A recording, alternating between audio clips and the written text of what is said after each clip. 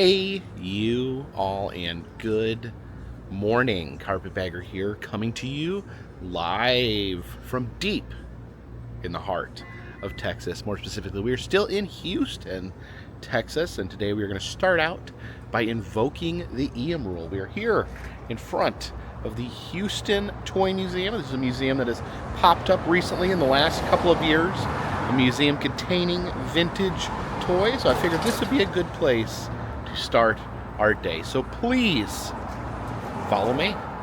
See, the sign here says, like a history museum, but for toys. Look in the window here. Oh, you can see the stacks of the Turbo Man action figure from Jingle All the Way. Oh, and then there's a Jill doll.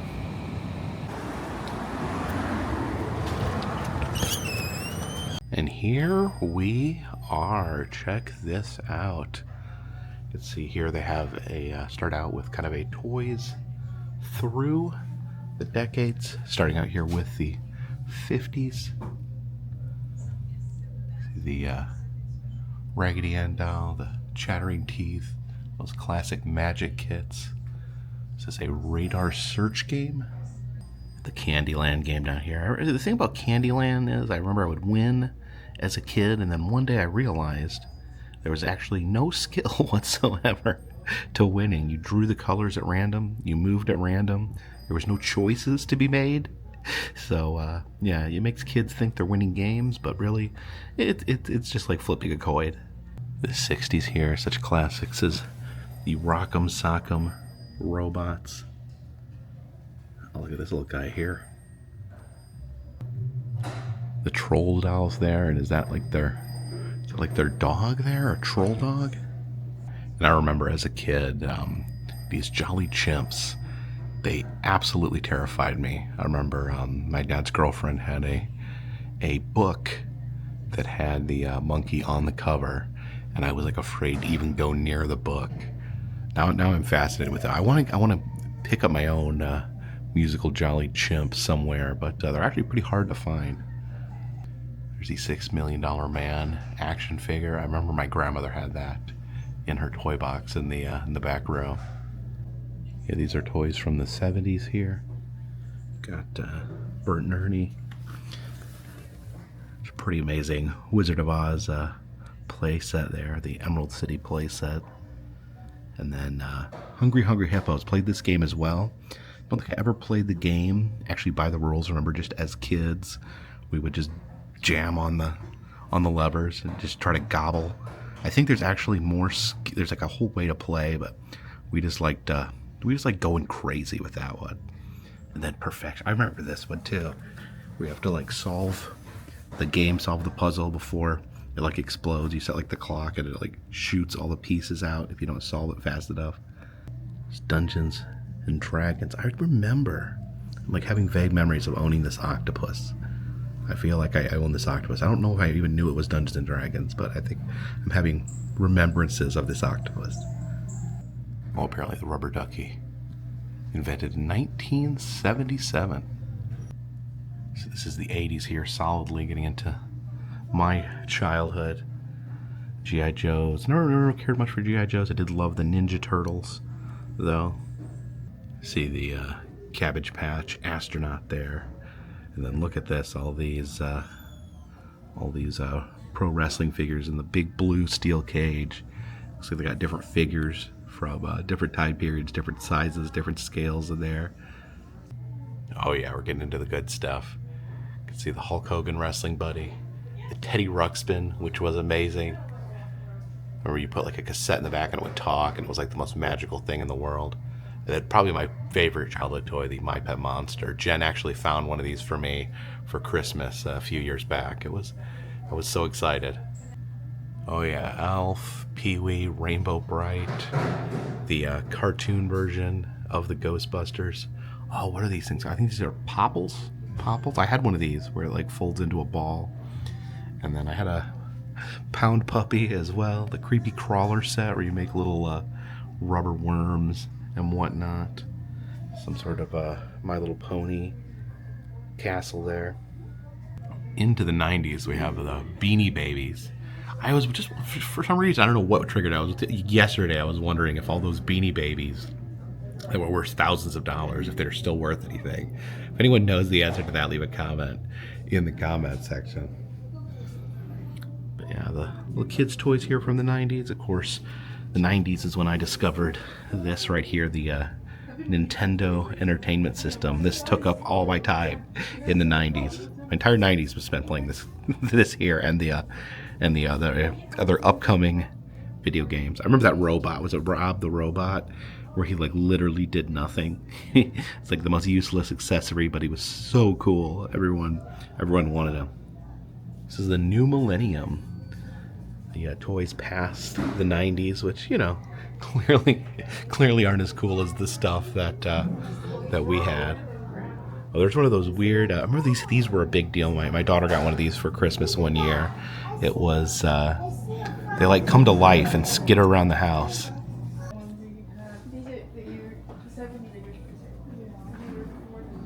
I did go through a phase where I really loved Legos. I've thought about, you know, collecting some Legos of stuff I like now, but it's just it's a lot of work to maintain.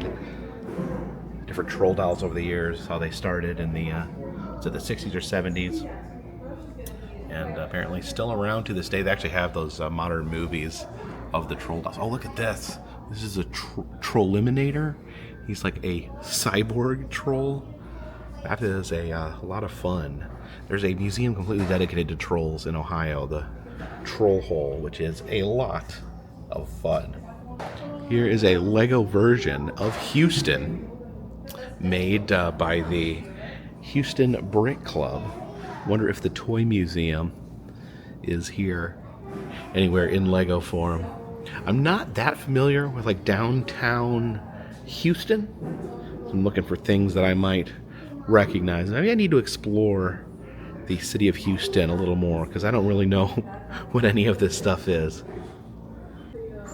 It's a section of African American toys here. This is Imani, the African American princess. A game called Black Quest. There's the live action Little Mermaid. Some paper dolls. There's the Star Wars section. Now Jen wasn't feeling the best this morning, so she did not come with me. But I'm sure if she did, she would love all this. Oh, look at these big figures here. Oh, I think that's a Han. Oh, there's a couple Hans in there. Yeah, she loves the Hans. All right, heading upstairs, the upper floor of the Toy Museum. Guess we go this way. Oh wow, yeah, okay. I wasn't sure how large this would be, but oh yeah, quite the collection here. Okay, it talks about Marvel, so this is like the comic book heroes section.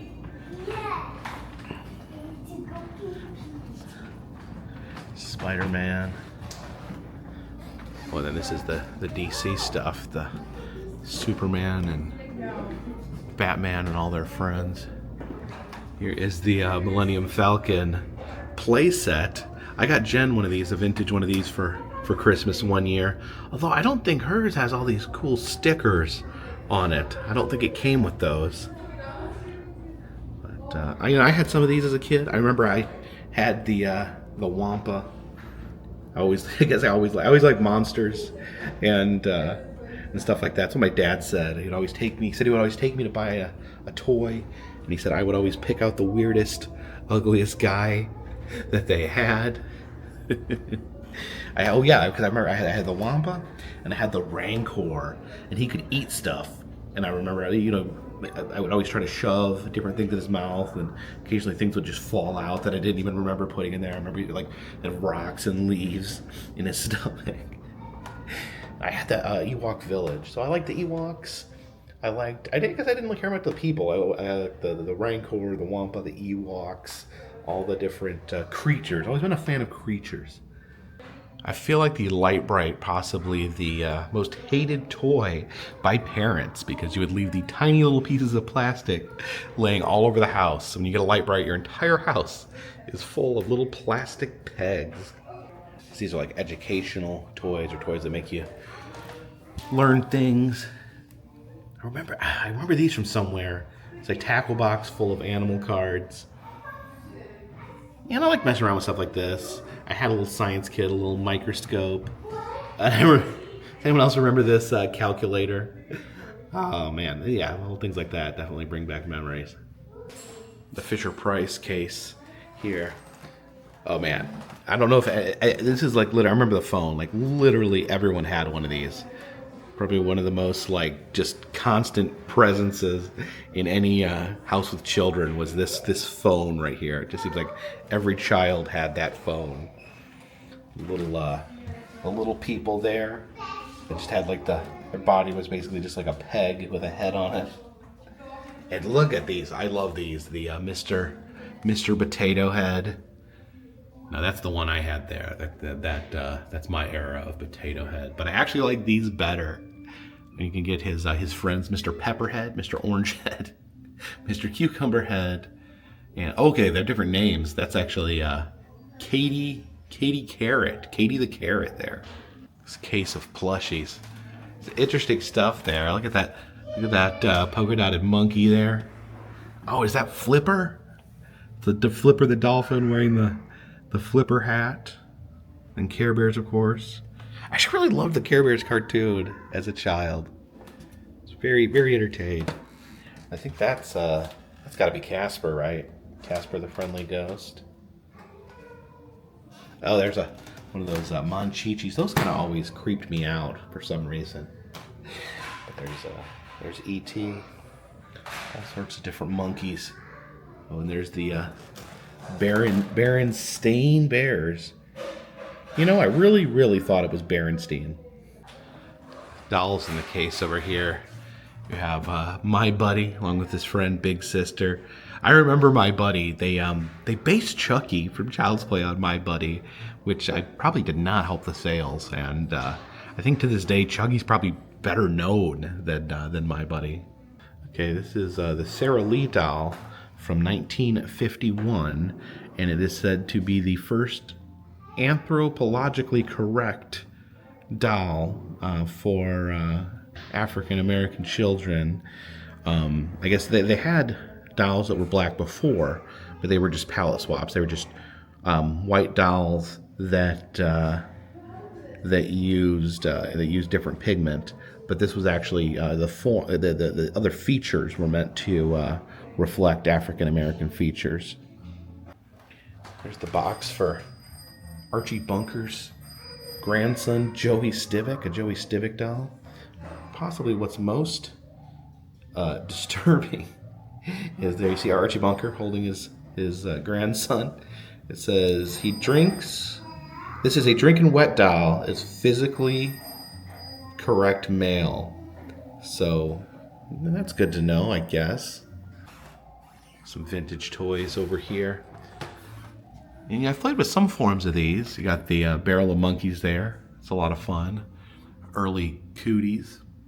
And then look at this early Viewmaster. I was a big fan of the Viewmasters when I was a kid. There are different displays here talking about the different toy companies. This is Mego Toys. Looks like there's a lot of superheroes. And it looks like that Wizard of Oz there in the back. Oh, look at this Batcave. The different Viewmasters. Yeah, I still have some Viewmasters, but it's just so cool. There's like some from Disney, showing you the Fantasyland. There's nature ones, Big Bend National Park. It's a great way, because they're cool because they're like 3D, so it's actually like visiting a place that you may not have been before.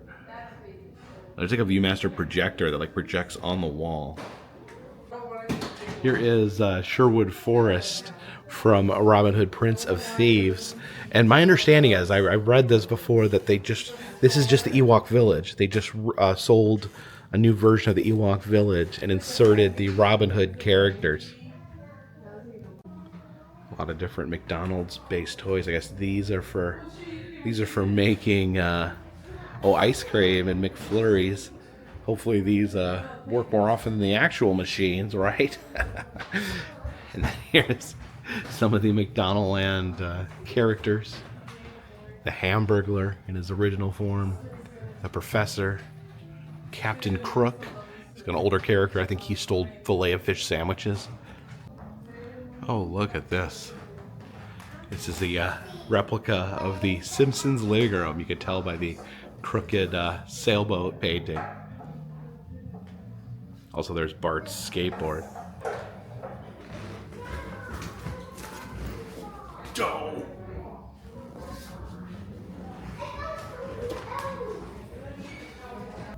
Here are the Simpsons toys. I don't know why I never collected these. Oh no, look at Homer is actually running over Ned Flanders. It's the Mighty Morphin Power Rangers. I remember watching this when I was in middle school. I don't know what was wrong with me. I remember watching it and being like, man, this show is so crappy. It's just a bunch of stitched together parts, but I couldn't look away. I watched it every day after school. Here's the Masters of the Universe. I think this specifically is where my dad said I would always pick out the ugliest guy. And I did, because I remember these ugly guys over here. I know I had that was it Moss Man there in the back, the fuzzy guy. I always like a red guy with the eyes that popped out. I loved him. So yeah, I guess, my dad had a point. I always liked the creepy creatures and weird looking monsters. I had this whole set actually.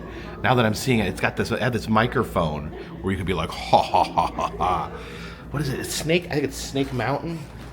Oh yeah, look at that. Yeah, you could talk into that microphone and it would make your voice sound creepy.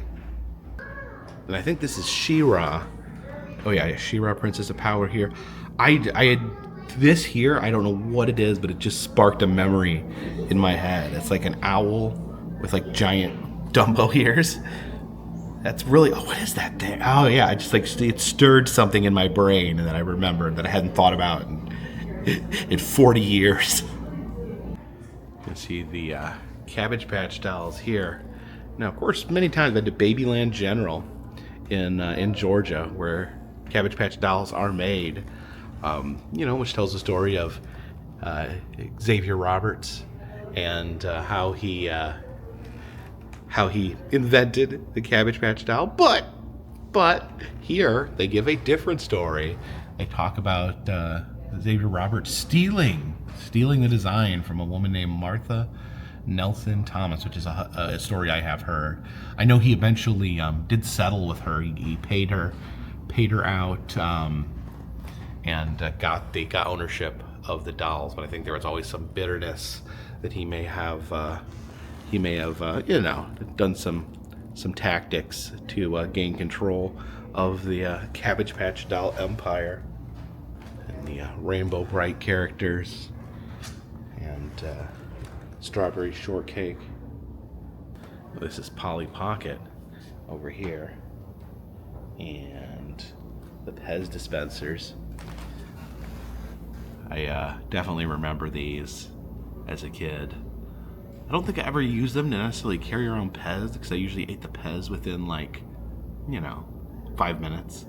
But it was always fun to play around with these.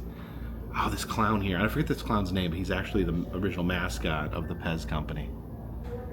And here's an interesting trend, the paper doll trend, where you would have the cutouts and you would put the clothes over their partially naked bodies. Now here's some paper doll clothes right here. You bend these tabs back to make them stick. Let's here's a nice suit jacket. Let's try this one on. Oh, I'm gonna have to undo this.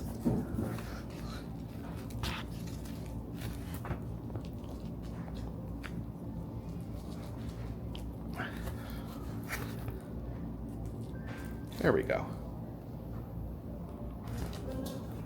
Ta-da.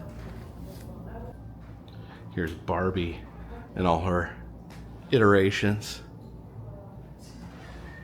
See some different Barbies from different countries. We're at the Space Center the other day. There's the Astro Barbie, the Barbie Knot. Oh, and there is Alan. I know people liked Alan from the Barbie movie. Some Mickey Mouse dolls there.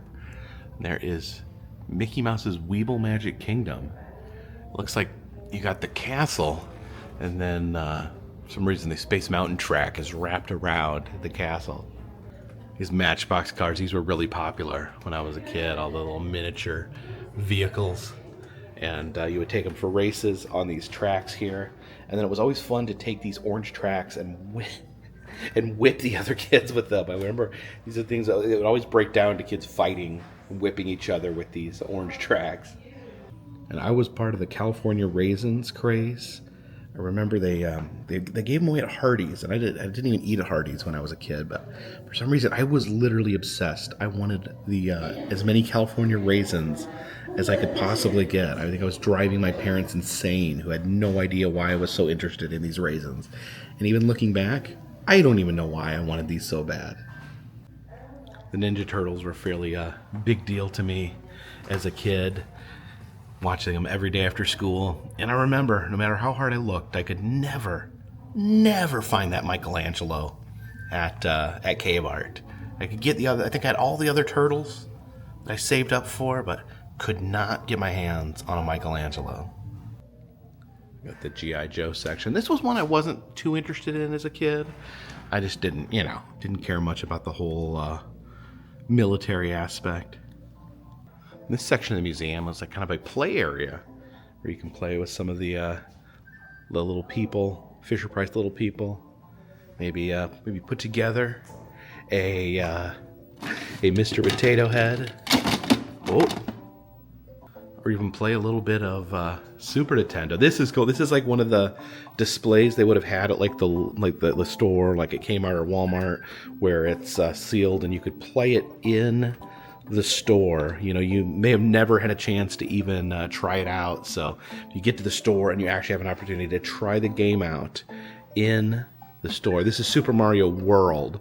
So this is the Super Nintendo. I think this was the first Super Nintendo Mario game.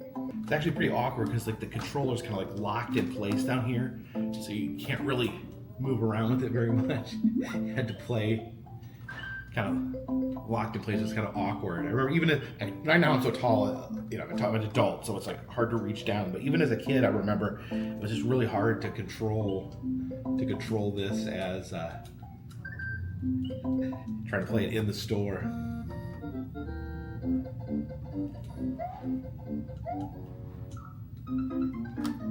See, it's hard. Over here we have a ball pit shaped like a Game Boy. That one looks a little shallow for me to jump in.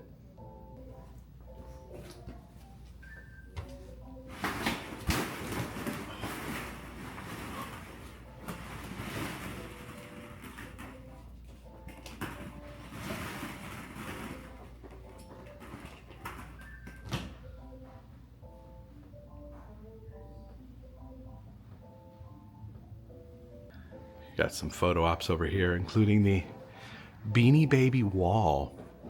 You can see all the different Beanie Babies of different colors incorporated into the wall. We got bears, pumpkins, rabbits, Beanie Babies of every shape, species, and color here.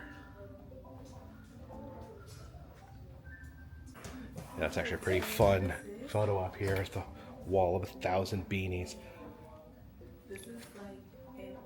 And as we exit through the gift shop, obviously they have a bunch of toys for sale. Oh, Jen would like that one. And look at these Funkos. We have Neil Page and Del Griffith from Planes, Trains, and Automobiles. Of course, 2025 is the year of Planes, Trains, and Automobiles here on the Carpetbagger channel. And you've got a Houston Toy Museum mug. And these cool like mini figure heads, like little Lego heads, spooky ones. And check this out. Outside of the toy museum, we have a freeblockbuster.org where you can take a movie and leave a movie Let's see what movies they have. They have Kung Fu Panda. What is that? I don't know a lot of these. Dead, Cold, Easy Phonics, Sorcerer's Apprentice, American Outlaws, Joyful Noise. I would take one of these, but I don't have a movie to leave behind.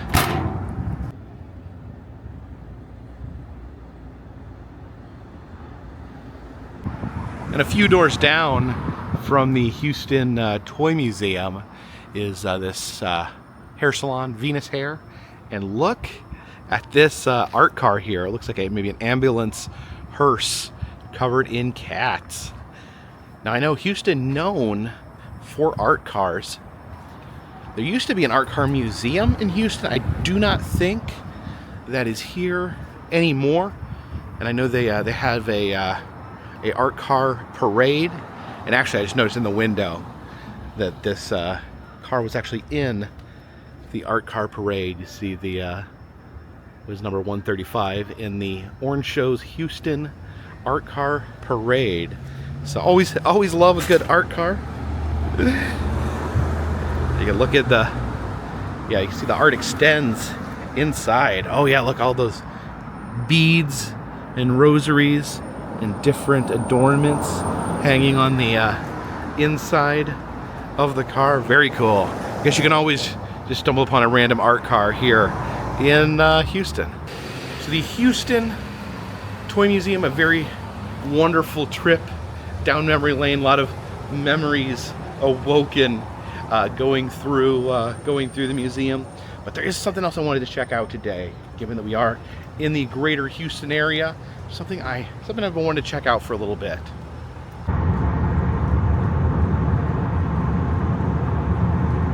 So yeah, doing a little bit of pilgrimage here while we're in the greater Houston area. As I've traveled the country, stopped at a lot of gas stations, and Buc-ees gas stations in particular. Stayed at a lot of Buc-ees. Buc-ees has kind of been this empire taking over the American roadside. The new gas stations popping up all over the country. The massive gas stations. Actually, Buc-ees I think is the number one, at least number 1 and 2 for world's largest convenience stores, because they just have a massive store selling merchandise, food, barbecue, and each individual location may have like 100 gas pumps. And everyone gets excited when Buc-ees comes to town, when a new Buc-ees comes to town. There's always see his face on billboards welcoming you to the next Buc-ees, telling you how many miles to the next Buc-ees. But Buc-ee had to start somewhere, and he started right here in Clute, Texas. Yes, we are here at the original Buc-ees, the first ever Buc-ees in the United States, here in Clute, Texas. Again, about an hour south of Houston. We drove down here just to see the original Buc-ees. Let's take a look. And I did swing by the hotel to pick up Jen. Yes. Jen didn't want to miss this. No. Wanted to see the OG Buc-ee location. Buc-ees is my favorite. Buc-ees is your favorite what? Everything. I feel like Buc-ees is like synonymous with travel, and it's just like an experience. Yeah. So this is where baby Buc-ee was born. Baby Buc-ee. Yeah. Now let's just take a look at this. It is not as big as the Buc-ees that we may be used to. In fact, it is basically an average sized, if not somewhat small, gas station. I've noticed there's 4 gas pumps here. How much is it that Buc-ees normally, like, they'll have like 100 gas pumps? Oh my God, there's so many. Yeah, no, they don't even have, like, I was gonna take my picture with this because I was like, this doesn't even look like a Buc-ee's. No, there's tons and tons of gas pumps. Yeah, here we just got 4. It's simple, humble beginnings. It's opened in 1982. It's kind of a one-off gas station and has expanded into the empire that we see today. But let's check out the original Buc-ees. Still got the super cheap ice, $1.50 for a small bag of ice. Actually, I think this might be a little more expensive, a few cents more than the normal cheap Buc-ee's ice. But yeah, let's head inside.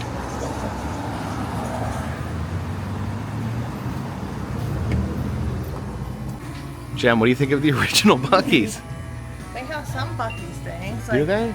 Oh, okay. Like a, So normally when you go into Buc-ees, everything has Buc-ee's face on it. I mean, it's just like a mini gas station. Okay, they do still have, the Buc-ees like sodas. Yeah, but normally there's like 47 rows. Yeah, there's more than one of these. Yeah, it's kind of it looks suspiciously like a gas station. This is like an eerie feeling, like I'm having a dream that I'm in a Buc-ee's. There's still like the Buc-ees is like with the regular chocolate. Okay. Instead of having just like its own. But you know, yeah, it's like mixed in with this. But what I'm saying is, like, you ever like dreamed, like, in my dream, I was in like a Buc-ee's, but in the dream it was more just like a gas station. Yeah. It's a Buc-ee's cotton candy. I don't see any plushies in here. I don't see Buc-ee's t-shirts. No, there's no food. And there's no there's no brisket. I'm very hungry. Can we stop at like a regular Buc-ee's? You want to stop at a regular Buc-ee's? I wanted some barbecue. Well, you can get some sour power candy belts. Some cherry I don't sours. even see beaver nuggets. Do they not have beaver nuggets? Maybe they're like in the front or something. Let's go see if we can find some beaver nuggets. Okay. Oh, there's some Buc-ee's popcorn. So yeah, it's just kind of like mingled in with the rest of the products. Okay, they do have a big rack of beaver nuggets right here in the front. I don't really like, and the beaver nuggets No. are big. I don't really like them. I don't like them either. They taste like really sweet. What are those corn? What are those Pops. corn pops? Yeah, but the sweeter cereal. corn pops. And there's the cinnamon beaver nuggets and the sea salt. I've never had the sea salt They have beaver like nuggets. chocolate covered ones over here. So these are like little chocolate covered ones. So maybe if you had them like at a dessert. They're just like this, they'd be so. better, but They're like yeah, so sweet. I'm not a big fan. Now, normally the Buc-ee's bathrooms are enormous. They'll have like 50 urinals and like all these toilets. There's a janitor that just stays in there cleans every stall after you use it. I wonder what this Buc-ee's bathroom looks like. Look at this. I am in the Buc-ee's men's room, and there is exactly one urinal and one toilet. This is the entire bathroom. This isn't just one stall in the bathroom. This is a Buc-ee's bathroom. This is crazy. What are you looking for, Jen? I'm trying to find a souvenir. Like, you know, when we went to like the last Blockbuster, they had like Yeah, I like a to get membership card. You know, most Buc-ee's have like a press penny machine. I don't see one. I may just buy like anything and Yep. be like, this is from the first You may Buc-ee. have to get. I think all I saw was those koozies. That's what I'm thinking, and I may have to like. I wanted like a baby Buc-ee, like when you go to the Cabbage Patch. You thought there was gonna be store, baby and be like, Buc-ees here? It's baby Buc-ee. I know. This isn't Babyland General. This is I Buc-ee's. had this weird, like you said, the dream. I had this dream of like you walk in and it's like the nursery of Buc-ee's. When all the Buc-ees are bored. Yeah. No, it's a gas station.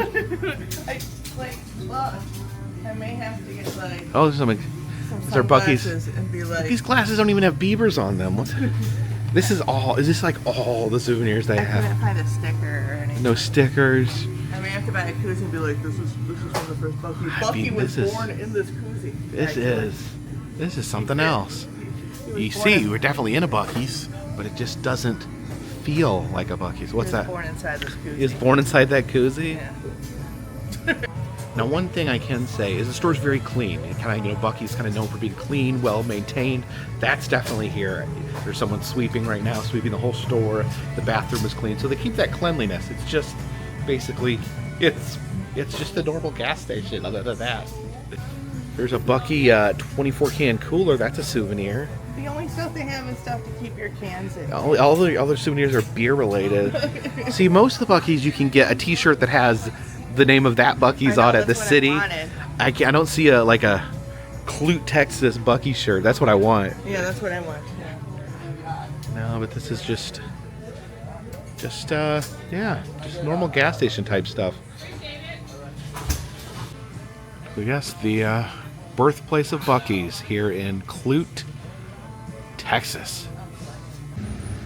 Very humble beginnings here for what would eventually become a chain of superstores. Sure is a lot on the dashboard, Jack. There's more on this side. There's more stuffed animals. Yeah, me and Jen decided we were having Buc-ees withdrawal, so we're gonna go look for a real Buc-ees.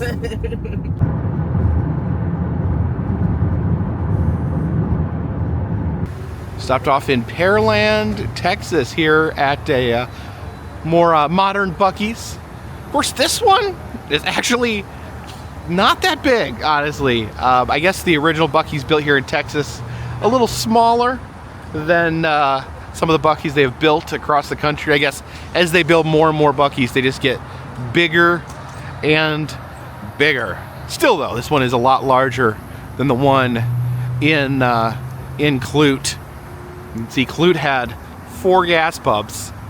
They have, say, 2, 4, 6, 7, 8, 9, 10, 11, 12, 13, 14 gas pumps, which is still not a lot for Buc-ees. I don't even know if they have a statue here. Yeah, so this is a little different than the Buc-ees I'm used to in non-Texas areas. Normally they have. Oh yeah, I don't even see the barbecue. I don't even know if they have brisket or anything. Jen, I don't even see barbecue here. I need barbecue. You need barbecue? I don't know if they. No barbecue? No. I'm gonna cry. See, these like Texas ones are smaller because they're the originals. They're not as big as some of the national ones. Do we have to go to a third Buc-ee? Do we have to go to a third Buc-ee's to find barbecue? Oh my God. I mean, they do at least have the merch here. They have the Cupid Buc-ees, the Valentine shirt. I'm so hungry, Jake. You're hungry. There might be some food here. It's like 6 o'clock. I just want the barbecue.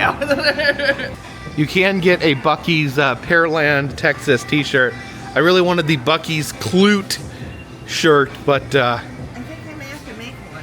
you're gonna make your own Buc-ee Yeah, Clute. I just need to get like a regular Buc-ee's and then like put the name Put on Clute under I it? have the cricket I never use, so maybe I should put it to use.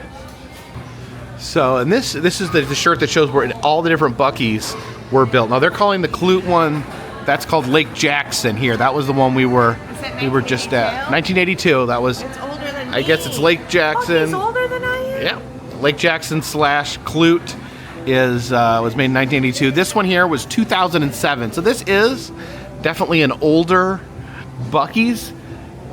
So okay, actually looks like there's more than one in Pearland. So this is either to 2001 or 2007 Buc-ee's.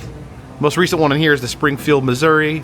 Sevierville, Tennessee is one of the big ones. That's one I'm really familiar with. I also stopped at the one in Richmond, Kentucky quite a bit, as the one in Florida as well.